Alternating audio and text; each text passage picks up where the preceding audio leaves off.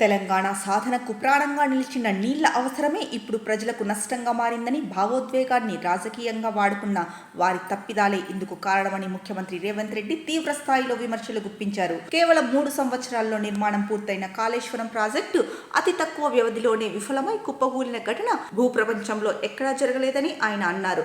తెలంగాణ ఉద్యమం నీటి కోసం మొదలై రాష్ట్రాన్ని సాధించిన ఆవేదనపై సీఎం వివరంగా స్పందించారు.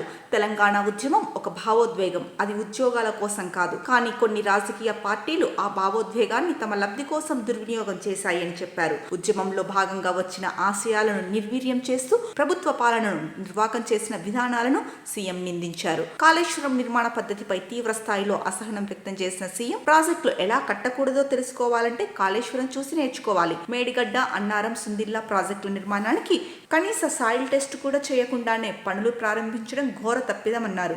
కేవలం 80,000 పుస్తకాలు చదివినంత మాత్రాన ఇంజనీరింగ్ అనుభవం వచ్చినట్టు భావించి తీసుకున్న నిర్ణయాలే ఈ విపత్తుకు కారణమన్నారు.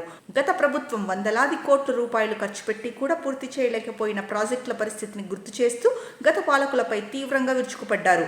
ఉమ్మడి ఆంధ్రప్రదేశ్ కాలంలో నిర్మించిన సాగునీటి ప్రాజెక్టులు వర్షాలు, వరదలతో ఎంతటి సవాళ్లు ఎదుర్కొన్నా ఇప్పటికీ నిలబడగలుగుతున్నాయి.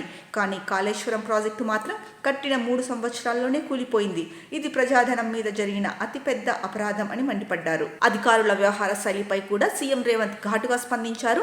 నాయకుడు చెప్పినట్టు అధికారులు పనిచేస్తే తర్వాత ఊచలు లెక్కలు పెట్టాల్సి వస్తుంది.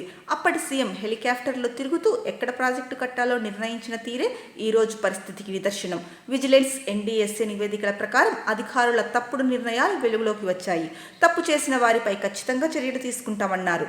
ఉద్యోగ నియామకాల విషయంలోనూ ప్రభుత్వం కట్టుబడి ఉందని స్పష్టం చేశారు. గ్రూప్ 1 పరీక్షల ఏర్పాట్లు పూర్తయ్యాయని, అయితే కొందరి కోర్టు కేసుల వల్ల కొన్ని ఆలస్యాలు జరుగుతున్నాయని తెలిపారు.